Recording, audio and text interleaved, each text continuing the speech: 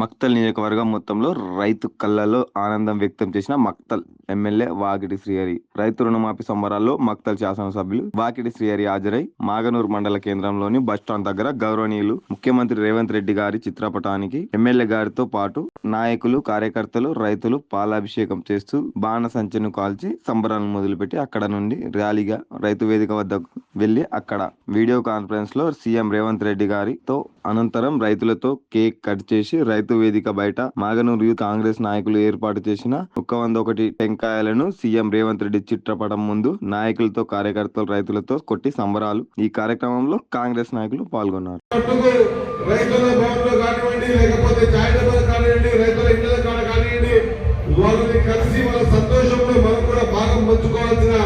అవసరం ఉంది కాబట్టి సాధ్యమైనంత వరకు అందరూ రైతుల్ని కలిసి మనం ఈ కార్యక్రమాన్ని మన ప్రియతమ ముఖ్యమంత్రి గతంలో పూర్తి స్థాయిలో మిగులు బడ్జెట్ ఉన్న తెలంగాణ ఉన్నప్పుడు ఇవ్వలేదు.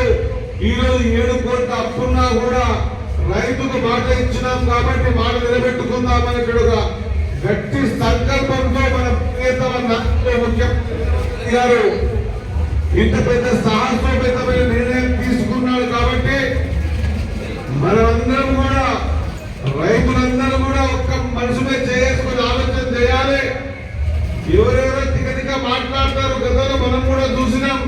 తెలుగైతే ఎమ్మెల్యే ఎలక్షన్స్ తో, ఎంపీ ఎలక్షన్స్ తో ఉంటే రాత్రికి రాత్రే రైతు బంధు పడతా ఉండే, రాత్రికి రాత్రే ₹1,00,000 రుణమాఫీ చేస్తామని అంటుండ్రి.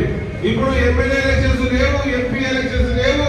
కానీ రైతుకు ఎలక్షన్ లో ఇచ్చిన మాట ఉంది కాబట్టి ఆ మాట నిలబెట్టుకోవాలి. ఆ రైతుకు ఇచ్చిన మాటను నిలబెట్టుకోవాలి. ఆ మాట ఎక్కడ తప్పిపోవద్దు.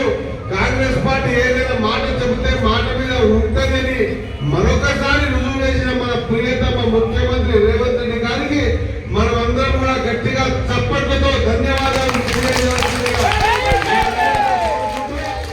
రైతుల ఖాతాలో జమ అయితే మన మక్తల్ నియోజకవర్గంలో ఉన్నటువంటి 7 మండలాలకు సంబంధించి 12,458 మంది రైతులకు 77,28,00,000 రూపాయల రుణమాఫీ జరిగిందన్నమాట గర్వంగా తెలియజేసుకుంటున్నా. ఆశామాషి మాట కాదు. ఇంకొక 5 రోజుల్లోనే ₹1,00,000 రుణమాఫీ ఎవరుకుందో వాళ్ళని కూడా చేసుకుంటూ ఆగస్టు ఫస్ట్ వీక్ లో ₹2,00,000 రుణమాఫీ ఉన్న వాళ్ళందరూ కూడా చేసుకుంటూ ఈ మాదిరిగా 69,000 కోట్ల రూపాయలు రైతుల రుణమాఫీ అంతా చేసి 69 లక్షల మంది రైతుల ముఖాల్లో సంతోషం చూసే విధంగా ఆనాడు రాజశేఖర రెడ్డి గారు ఒకటే సంతకంతో ₹1,00,000 రుణమాఫీ చేసి రైతుల్ని ఏ విధంగా ఆదుకున్నాడో అదే బాటలో నడుస్తున్న రేవంత్ రెడ్డి గారు కూడా మిగులు బడ్జెట్ ఉన్నప్పుడు కూడా చేయలేనటువంటి పరిస్థితుల్లో ఆనాటి బీఆర్ఎస్ ప్రభుత్వం మాటలే గాలికి మాటలు మాట్లాడితే 7 లక్షల కోట్ల అప్పుతో ఉన్న తెలంగాణ అయినా కూడా రైతులకు మాట ఇచ్చినాం.